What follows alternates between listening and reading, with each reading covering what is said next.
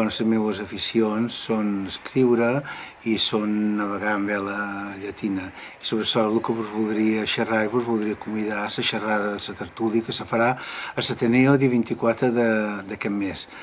La tertúlia anarà sobre la vela llatina i els punts que estic preparant per xerrar és els orígens de la vela i sobretot l'aplicació de la vela llatina damunt les dues vessants que té com a eina de feina que ha tingut històricament, i ara ja no tant, i ara sobre damunt l'esplai.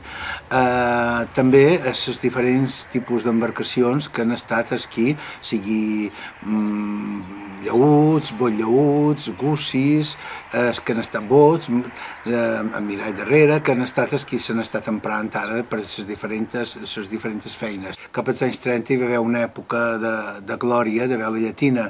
Jo tinc en aquests moments un propietari del Bellissimo, una barca històrica que estava feta l'any 1935 i que encara navega en un estat sense estar enfibrada ni res.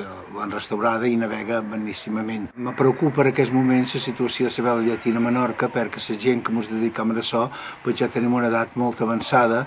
A uns altres llocs s'haurien de lloar i donar suport i aquí ens anem un poc també a Can Catello.